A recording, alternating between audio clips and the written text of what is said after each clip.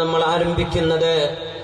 ജീവിതത്തിന്റെ ഏത് പ്രതിസന്ധിയിലും എന്തെല്ലാം തെറ്റുകളോ കുറ്റങ്ങളോ പാപങ്ങളോ വന്നാൽ പോലും ഒരു മനുഷ്യൻ വിവാഹിതനായി തന്റെ കുടുംബജീവിതം ആരംഭിക്കുന്നതോടുകൂടെ അതിനിടയിൽ വരുന്ന പ്രയാസങ്ങളും ബുദ്ധിമുട്ടുകളും സഹനത്തോടെ ക്ഷമയോടെ കൈകാര്യം ചെയ്തതിൽ പിന്നെ അള്ളാഹു വലിയ ഇബാദത്തിന്റെ പ്രതിഫലം നൽകുന്നുവെന്ന് ലോകത്തോട് പ്രഖ്യാപിക്കുന്നതും മരണം വരുന്ന നേരത്ത് റസൂലുള്ളാഹി ഞങ്ങൾ പറയുമായിരുന്നു, ഇന്നി ഉഹർരിജു അലൈക്കും ഹഖ്ഖൽ ളഈഫൈൻ അൽ മർഅതി വൽ യതീം. ഇന്നി ഉഹർരിജു അലൈക്കും ഹഖ്ഖൽ ളഈഫൈൻ. ദുർബലരായ രണ്ട് വിഭാഗം ആളുകളുടെ വിഷയം ഞാൻ നിങ്ങളെ ഗൗരവത്തോടെ ഓർമ്മിപ്പിക്കുകയാണ്. അവരെ എങ്ങാനും നിങ്ങൾ വീഴ്ച വരുത്തിയാൽ ഉഹർരിജു അലൈക്കും, നിങ്ങൾക്ക് പ്രയാസം വരും. രണ്ട് വിഭാഗം ആളുകളെ നിങ്ങൾ പ്രയാസപ്പെടുത്തിയാൽ നിങ്ങൾക്ക് പ്രയാസം വരും. ആരാണത്? അൽ മർഅതി വൽ യതീം. ഒന്ന് പെണ്ണുങ്ങൾ, മറ്റൊന്ന് യതീമുകൾ. അവരുടെ കാര്യം നിങ്ങൾ ശ്രദ്ധിക്കണേ, അവരുടെ കാര്യം നിങ്ങൾ ആലോചിക്കണേ എന്ന് റസൂലുള്ളാഹി സ്വല്ലല്ലാഹു അലൈഹി വസല്ലം. അവർക്ക് ബുദ്ധിമുട്ടാക്കരുത്, അവരെ പ്രയാസപ്പെടുത്തരുത്, അവർക്ക് ബുദ്ധിമുട്ടാവുന്നത് ചെയ്യരുത്. ഭർത്താക്കന്മാരോട് ശ്രദ്ധിക്കാൻ പറയാം റസൂലുള്ളാഹി സ്വല്ലല്ലാഹു അലൈഹി വസല്ലം. അല്ലാഹുവിന്റെ ഹബീബ് പറയുന്നു, യാ മഅ്ശറ ശബാബ്, യുവാക്കളെ, മനിസ്തതഅ മിൻകുമുൽ ബാഅത ഫല്യതസവ്വജ്. നിക്കാഹിന്റെ എല്ലാ സദസ്സിലും നമ്മൾ കേൾക്കുന്ന ഹദീസാണിത്. നിങ്ങളിൽ വിവാഹിതരാവാൻ കഴിയുന്ന ആളുകൾ നിക്കാഹ് കൊടുക്കാനും തന്റെ സഹധർമ്മിക്ക് ഭക്ഷണവും താമസവും കൊടുക്കാൻ കഴിയുന്ന മുഴുവൻ ആളുകളും ഫല്യതസവ്വജ്, വിവാഹം ചെയ്യണേ. ഫഇന്നഹു അഗള്ളു ലിൽ ബസർ, നിങ്ങളുടെ കണ്ണുകളെ സൂക്ഷിക്കുവാനും വഅഹ്സനു ലിൽ ഫർജ്, നിങ്ങളുടെ ജനനേന്ദ്രിയങ്ങളെ വ്യഭിചാരത്തിൽ നിന്ന് സംരക്ഷിക്കുവാനും ഏറ്റവും നല്ലത് വിവാഹിതരാവലാണെന്ന് നബിയുനാ റസൂലുള്ളാഹി സ്വല്ലല്ലാഹു അലൈഹി വസല്ലം. ഞാൻ എന്റെ ഡിഗ്രി കഴിയട്ടെ, എന്റെ ജോലി ആവട്ടെ. സാമ്പത്തികം ഇല്ലാത്തവരെ സംബന്ധിച്ചിടത്തോളം ഒക്കെ ഒരു ജോലിയാവണം. സാമ്പത്തികമുണ്ട്, പിതാവിന്റെ സമ്പത്തുണ്ട്, പിതാവ് സഹായിക്കാൻ ഒരുക്കമാണ്, വിവാഹത്തിന്റെ പ്രായവും പക്വതയും എത്തിയിട്ടുണ്ട്, അവർ വിവാഹിതരാവണം. അല്ലെങ്കിൽ ഹറാമിൽ ചെന്ന് ചാടിപ്പോകും. അല്ലാഹു കാത്തുരക്ഷിക്കട്ടെ. ഇന്നി ഉഹർരിജു അലൈക്കും ഹഖ്ഖൽ ളഈഫൈൻ.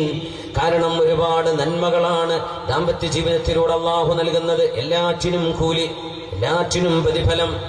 സ്വന്തം ഭാര്യയെ, മക്കളെ പൊന്നുപോലെ നോക്കാനുള്ള ബാധ്യത അല്ലാഹു പുരുഷന്റെ തലയിൽ വെച്ചു കൊടുത്തതിന്റെ പേരിലാണ് ഭർത്താവിനെ സംബന്ധിച്ചിടത്തോളം സയ്യിദ് എന്ന പ്രയോഗം അല്ലാഹു നടത്തിയത്. ഭർത്താവ് നേതാവാണ്, സയ്യിദാണ്. വഅൽഫയാ സയ്യിദഹാ അലൽ ബാബ്. യൂസുഫ് നബി അലൈഹി സ്വലാത്തു വസ്സലാമിന്റെ ചരിത്രത്തിൽ സുലൈഖ ബീവിയുടെ ആ വിഷയം നടക്കുമ്പോ, സുലൈഖ ബീവിയുടെ ഭർത്താവ് വാതിലിക്കൽ വന്നു നിൽക്കുമ്പോ വഅൽഫയാ സയ്യിദഹാ, അവളുടെ സയ്യിദിനെ കണ്ടു എന്ന് ഖുർആൻ പറഞ്ഞത് ഐ സൗജഹാ, അവളുടെ ഭർത്താവിനെ എന്നാണ്. ഭർത്താവിനെ നേതാവ് എന്നർത്ഥമുള്ള സയ്യിദ് എന്ന് വിളിച്ചത് ഒരു പുരുഷ മേധാവിത്വം എന്ന് നിങ്ങൾ ആരോപിക്കല്ല, പുരുഷ ഉത്തരവാദിത്വമാണ് അവിടെ ഉള്ളത്. ഭർത്താവിന്റെ തലയിലാണ് പെണ്ണിന്റെ ഉത്തരവാദിത്വം അല്ലാഹു ഏൽപ്പിച്ചത്. പെണ്ണിന് ജോലിക്ക് പോകണമെങ്കിൽ ഇസ്ലാമികമായൊരു ചുറ്റുപാടുണ്ടെങ്കിൽ അവൾ പൊയ്ക്കോട്ടെ. അവളെ ഒരിക്കലും നിർബന്ധിക്കാൻ പാടില്ല ഭർത്താവ്.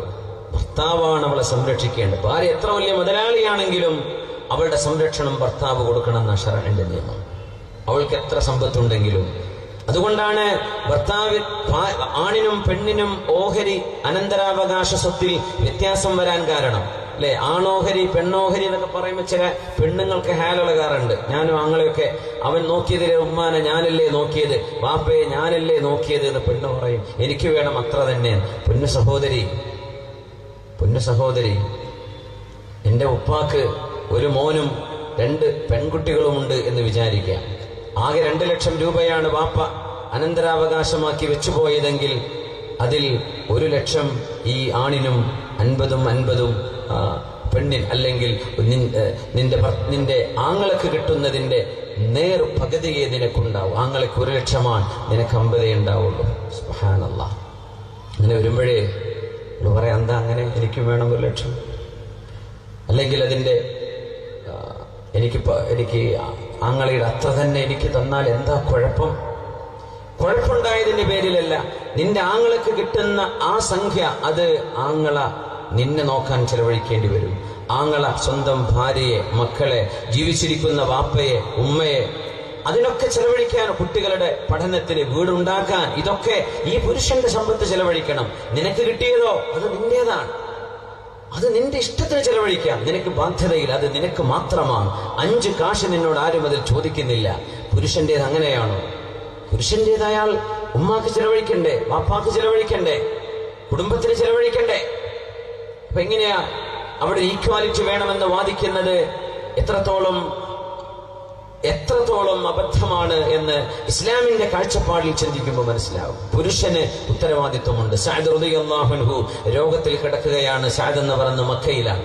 സഅദ് എന്നവർ മുഹാജിറായ സ്വഹാബിയാണ്. സഅദ് ഇബ്നു അബീ വഖാസ് റളിയല്ലാഹു അൻഹു മുസ്തജാബു ദഅവ, ദുആക്ക് ഉത്തരമുണ്ടായിരുന്ന സ്വഹാബിയാണ് സഅദ് ഇബ്നു അബീ വഖാസ് റളിയല്ലാഹു അൻഹു. ഹബീബിന്റെ കൂടെ പരിശുദ്ധമായ ഹജ്ജ് കർമ്മം നിർവഹിച്ചിരിക്കുകയാണ്. ഹജ്ജ് നിർവഹിച്ചു കഴിഞ്ഞപ്പോ സഅദ് റളിയല്ലാഹു അൻഹുവിന് പനി ബാധിച്ചു. فعاد رسول الله صلى الله عليه وسلم റസൂലുള്ളാഹി സ്വല്ലല്ലാഹു അലൈഹി വസല്ലം തങ്ങൾ സഅദ് എന്നവരെ ചെന്ന് സന്ദർശിക്കുന്നു. സഅദ് റളിയല്ലാഹു അൻഹുവിനോട് സലാം പറഞ്ഞു. സഅദ് എന്നവർക്ക് കഠിനമായ വേദനയുണ്ട് ശരീരത്തിൽ. സഅദ് എന്നവർ പറയുന്നു, യാ റസൂലല്ലാഹ്, അല്ലാഹുവിന്റെ റസൂലേ, ഇന്നഹു ഖദ് ബലഗ ബി മിനൽ ബജ്ഇ മാ. സഅദ് റളിയല്ലാഹു അൻഹുവിനോട് സലാം പറഞ്ഞു. സഅദ് എന്നവർക്ക് കഠിനമായ വേദനയുണ്ട് ശരീരത്തിൽ. സഅദ് എന്നവർ പറയുന്നു, യാ റസൂലല്ലാഹ്, അല്ലാഹുവിന്റെ റസൂലേ, ഇന്നഹു ഖദ് ബലഗ ബി മിനൽ ബജ്ഇ മാ തറാ. നിങ്ങൾ കാണുന്നുവല്ലോ, വല്ലാത്ത പ്രയാസമുണ്ട് നബിയേ, എനിക്ക് വല്ലാത്ത വേദനയുണ്ട്. വജഉൻ ശദീദ് വല്ലദീ യദ്ഹറു, എന്നാൽ അമാറാത്തുൽ മൗത്ത്, മരണത്തിന്റെ ലക്ഷണങ്ങൾ കാണുന്നുണ്ട് നബിയേ. ഇന്നി ദൂ മാലിൻ കസീർ, എനിക്കൊരുപാട് സമ്പത്തുണ്ട് നബിയേ. ലാ യരിസുനി ഇല്ലാ ഇബ്നഹ്, എന്റെ ഭാര്യയും എന്റെ ഒരു മോളുമല്ലാതെ മറ്റാരുമില്ല നബിയെ അനന്തരമെടുക്കാൻ. ഞാൻ ഒരുപാട് സമ്പത്തുള്ള ആളാണ്. അല്ലാഹുവിന്റെ റസൂലിനോട് പറയുന്നു, ഹബീബായ നബി തങ്ങളോട് പറയുന്നു, റസൂലേ, അഫഊസീ ബിസുലുസൈ മാലി, എന്റെ സമ്പത്തിന്റെ 2/3 അല്ലാഹുവിന്റെ ദീനിന് വേണ്ടി ഞാൻ വസിയത്ത് ചെയ്തോട്ടെ. സമ്പത്തിന്റെ 2/3, 3 ലക്ഷം ഉണ്ടെങ്കിൽ 2 ലക്ഷം ഞാൻ കൊടുത്തോട്ടെ എന്ന് ചോദിക്കുകയാണ് മഹാനായ സഅദ് റളിയല്ലാഹു അൻഹു. അല്ലാഹുവിന്റെ റസൂൽ പറയുന്നു, സ്വല്ലല്ലാഹു അലൈഹി വസല്ലം പറയുന്നു, ഹബീബായ നബി തങ്ങൾ സുലുസൈ മാലി എന്ന് പറയുമ്പോൾ ഹബീബായ റസൂലുള്ളാഹി തങ്ങൾ അതിനെ ശരിവെക്കുന്നില്ല. ഹബീബായ നബി തങ്ങൾ ചോദിക്കുന്നില്ല, വേണ്ട വേണ്ട, പറ്റില്ല സഅദേ, 2/3 സദഖ കൊടുക്കേണ്ടതില്ല, വസിയത്ത് ചെയ്യേണ്ടതില്ല. ഫശ്ശതുർ, എന്നാൽ ഞാൻ പകുതി, 3 ലക്ഷം സങ്കല്പിക്കാൻ, ഒരു 1.5 ലക്ഷം ഞാൻ സ്വതക്ക കൊടുത്തോട്ടെ, പള്ളിക്ക് മദ്രസക്ക് എന്റെ വകയായി മരണശേഷമുള്ള വസിയത്തായി വസിയത്ത് ദാനം ചെയ്തോട്ടെ. ആദ്യം പറഞ്ഞു 2/3, തങ്ങൾ പറഞ്ഞു വേണ്ട. പകുതി, അതും വേണ്ട.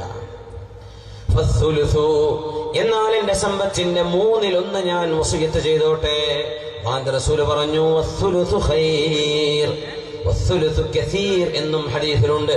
വസ്സുലുസു കസീർ, 1/3 ധാരാളമുണ്ടല്ലോ. അങ്ങനെ 1/3 വസിയത്ത് ചെയ്യാൻ പറഞ്ഞ റസൂലുള്ളാഹി തങ്ങൾ മഹാനായ സഅദ് റളിയല്ലാഹു അൻഹുവിനോട്. എന്തിനാണെന്നറിയോ? ഒരു മോളാണ്, ആ മോളിന്റെ കൂടെ ഭാര്യയുമുണ്ട്. ആ ഭാര്യയ്ക്കും മോൾക്കും അവർക്കാർക്കും പിന്നീട് ഒരാളോട് കൈനീട്ടേണ്ട അവസ്ഥ വരാത്ത വിധം അവർക്ക് സാമ്പത്തികമായ ഭദ്രത ചെയ്തു കൊടുക്കലാണ് ഏറ്റവും നല്ലത്. നിങ്ങൾ ചെയ്യുന്ന ആ ഒരു ദാനത്തെ പോലെ അതിനേക്കാളും പ്രതിഫലമുള്ള ദാനമാണ് കുടുംബത്തിന് സംഭാവന ചെയ്യുന്നത്, കുടുംബത്തെ നോക്കാൻ നിങ്ങൾ ചെലവഴിക്കുന്നതെന്ന് മഹാനായ റസൂലുള്ളാഹി സ്വല്ലല്ലാഹു അലൈഹി വസല്ലം തങ്ങൾ സഅദ് റളിയല്ലാഹു അൻഹുവിനെ പഠിപ്പിക്കുന്നു. ബന്ധുക്കൾക്ക് കൊടുക്കുന്നത് അതൊരു ദാനമാണ്, ഭാര്യയ്ക്ക് കൊടുക്കുന്നത് ദാനാണെന്ന് ശറഅ പറയുന്നത്, അതൊരു ദാനമാണ്. റസൂലുള്ളാഹി തങ്ങളുടെ ഒരു ഹദീസ് നബി തങ്ങളുടെ കാലത്ത് ഉമർ റളിയല്ലാഹു അൻഹുവുമായും അതുപോലെ തന്നെ മഹാനായ ഉമർ ബിൻ ഖത്താബ് തങ്ങളുമായും ബന്ധപ്പെടുത്തി മഹാനായ അബ്ദുല്ലാഹി ഇബ്നു അംർ തങ്ങളുടെ ഒരു ചരിത്രം വരാനുണ്ട് ഇൻഷാ അല്ലാഹ് വഴിയെ. പെണ്ണുങ്ങൾക്ക് കൊടുക്കുന്നത് ദാനമാണ്. യാ സഅദു സഅദേ, യാ സഅദു സഅദേ, സഅദ് റളിയല്ലാഹു തആല അൻഹു 1/3 സംഭാവന ചെയ്യട്ടെ, വസിയത്ത് ചെയ്യട്ടെ എന്ന് പറയുമ്പോൾ അത് മതി, ധാരാളമാണ് 1/3. സഅദ് എന്നവർ നബിയോട് ചോദിച്ചു, യാ റസൂലല്ലാഹ്, ഉഖല്ലഫു വറാഅ അസ്ഹാബിക, നബിയേ, അങ്ങ് ഹജ്ജ് കഴിഞ്ഞ് സ്വഹാബികളോടുകൂടെ മദീനയിലേക്ക് യാത്ര പോകുമ്പോ ആരാരുമില്ലാതെ ഞാൻ ഒറ്റക്ക് മക്കയിലായി പോകുമോ നബിയേ? ഉഖല്ലഫു, ഞാൻ ഒറ്റക്കായി പോകുമല്ലോ, രോഗിയാണല്ലോ, എനിക്ക് കൂടെ വരാൻ കഴിയില്ലല്ലോ നബിയേ. ഞാൻ മക്കത്തായി പോകുമോ? നിങ്ങളും സ്വഹാബികളും മദീനത്തേക്ക് പോകുമ്പോ അങ്ങയുടെ കൂടെ മദീനയിലേക്ക് വരാൻ എന്നെ കൊണ്ട് കഴിയില്ലല്ലോ എന്ന് പറഞ്ഞപ്പോ അല്ലാഹുവിന്റെ റസൂൽ പറയുന്ന ഒരു വാക്കുണ്ട്, ഒരു ഹബീബിന്റെ മുഅ്ജിസത്താണ്. ലഅല്ലക അൻ തുഖല്ലഫ്, സഅദേ, നിങ്ങളൊരു പക്ഷേ ഞങ്ങളോട് കൂടെ ചേരാൻ കഴിയാതെ കുറെ കാലം മക്കയിൽ താമസിച്ചു പോയേക്കാം. വലഅല്ലഹു അൻ തതൂല ബിക മുദ്ദ, സഅദേ, നിങ്ങൾക്ക് അല്ലാഹു നീട്ടി തന്നേക്കാം. ഫയൻതഫിഉ ബിക അഖ്വാമുൻ വയദുറു ബിക ആഖറൂൻ, അല്ലാഹു നിങ്ങളെ കൊണ്ട് ഒരു വിഭാഗം ആളുകൾക്ക് ഉപകാരം നൽകുകയും വേറെ ഒരു വിഭാഗം ആളുകൾക്ക് നിങ്ങൾ ഉപദ്രവമാവുകയും ചെയ്തേക്കും സഅദേ എന്ന് റസൂലുള്ളാഹി സ്വല്ലല്ലാഹു അലൈഹി വസല്ലം പറഞ്ഞിട്ട് അവിടുന്ന് യാത്ര തിരിച്ചു പോവുകയാണ്. നബിതങ്ങൾ പറഞ്ഞ വാക്ക് പറഞ്ഞ പോലെ സംഭവിച്ചു. സഅദ് റളിയല്ലാഹു അൻഹു ഒരുപാട് കാലം പിന്നെ മക്കയിൽ താമസിക്കുകയാണ്. സഅദ് റളിയല്ലാഹു അൻഹു ഒരുപാട് കാലം ജീവിച്ചു. ഉമർ ഇബ്നുൽ ഖത്താബ് റളിയല്ലാഹു അൻഹുവിന്റെ കാലത്ത് ഖാദിസിയ യുദ്ധം നടക്കുമ്പോൾ അതിന്റെ നേതാവാണ് സഅദ് ഇബ്നു അബീ വഖാസ് റളിയല്ലാഹു അൻഹു. ആ സഅദ് എന്നവരോട് ഹബീബ് പറയുകയാണ്, യാ സഅദ്, സഅദേ, ഈ സംഭവത്തിൽ തന്നെ അവസാന ഭാഗം, ഇന്നക ലൻ തുൻഫിഖ നഫഖതൻ തബ്തഗി ബിഹാ വജ്ഹ അല്ലാഹ് ഇല്ലാ ഉജിർത അലൈഹാ ഹത്താ മാ തജഅലു ഫീ ഇംറഅതിക. സഅദേ, നിങ്ങൾ അല്ലാഹു പ്രതിഫലം നൽകണം എന്നുദ്ദേശിച്ച് എന്തു കൊടുക്കുന്നുവോ അതിനൊക്കെ നിങ്ങൾക്ക് പ്രതിഫലമുണ്ട്. നിങ്ങളുടെ ഭാര്യയുടെ വായിൽ ഒരു ഗ്ലാസ് വെള്ളമോ ഒരു ഉരുള ഭക്ഷണമോ ഒരു ഭക്ഷണ കഷ്ണമോ ഒരു മിഠായിയുടെ കഷ്ണമോ അല്ലെങ്കിൽ ഒരു സ്പൂൺ ഐസ്ക്രീമോ എന്തോ ആകട്ടെ, നിങ്ങളുടെ ഭാര്യയെ നിങ്ങൾ ഭക്ഷിപ്പിക്കുന്നതും കുടിപ്പിക്കുന്നത് പോലും നിങ്ങൾക്ക് അല്ലാഹു ദാനമായി രേഖപ്പെടുത്തും സഅദേ എന്ന് മഹാനായ റസൂലുള്ളാഹി സ്വല്ലല്ലാഹു അലൈഹി വസല്ലം നിങ്ങളുടെ സമ്പത്തിന്റെ 1/3 വസിയത്തായി മാറ്റിവെക്കുകയും അതിന്റെ 2/3 നിങ്ങളുടെ മോളും നിങ്ങളുടെ ഭാര്യയും കഴിക്കുകയാണെങ്കിൽ സമ്പത്തിന്റെ 2/3 ദാനം ചെയ്ത പ്രതിഫലമാണ്. 1/3 വസിയത്തിന്റെ ദാനവുമാണ്. ഈ സമ്പത്ത് മുഴുവൻ ദാനമാണെന്ന് മഹാനായ ഹബീബുനാ റസൂലുള്ളാഹി സ്വല്ലല്ലാഹു അലൈഹി വസല്ലം. നമ്മളൊക്കെ എത്ര ചെലവഴിക്കുന്നവരാണ് കുടുംബത്തിന് വേണ്ടി? മിനിമം അരി വെക്കാൻ, അല്ലെ, കഞ്ഞി വെക്കാൻ, ഭക്ഷണം വെക്കാൻ, എന്തെങ്കിലും ഭക്ഷണ സാധനങ്ങൾ കൊണ്ടുപോയി കൊടുക്കണ്ടേ? മൊബൈൽ റീചാർജ് ചെയ്തിരിക്കുന്നത് വേറെ, ഡാറ്റയ്ക്ക് വേറെ, അല്ലെങ്കിൽ അത് റിപ്പയർ ചെയ്യുന്നത് വേറെ, അവരുടെ ടാക്സി കൂലി വേറെ, ഓട്ടോറിക്ഷയ്ക്ക് പോകുന്ന വേറെ, ബൈക്കിന് എണ്ണ അടിക്കാൻ വേറെ, എന്തെല്ലാം നമ്മൾ അവർക്ക് വേണ്ടി ചെലവഴിക്കുന്നുണ്ടോ ഇതൊക്കെ ദാനമാണ്. ഒന്നുമില്ല, പെട്രോൾ പമ്പിൽ കയറിയിട്ടെ ആ ഒരു 500 രൂപയ്ക്ക് അല്ലെങ്കിൽ 200-ന് അല്ലെങ്കിൽ 100-ന് ഡീസൽ അടിക്കുക, പെട്രോൾ അടിക്കുക എന്ന് പറയുമ്പോൾ ഞാൻ എന്റെ കുടുംബത്തിന് വേണ്ടി ഒരു ദാനം ചെയ്യാണ്, ഇതെനിക്ക് പ്രതിഫലം അല്ലാഹുവേ നീ നൽകണേ എന്ന് ഉദ്ദേശിച്ചു കൊടുത്താൽ യഹ്തസിബുഹു, അത് നിർബന്ധമാണ്. അല്ലാഹുവേ കൂലി തരണമേ എന്ന് പ്രതീക്ഷിച്ചുകൊണ്ട് നിങ്ങൾ കൊടുക്കുന്നത് ദാനമാണ്.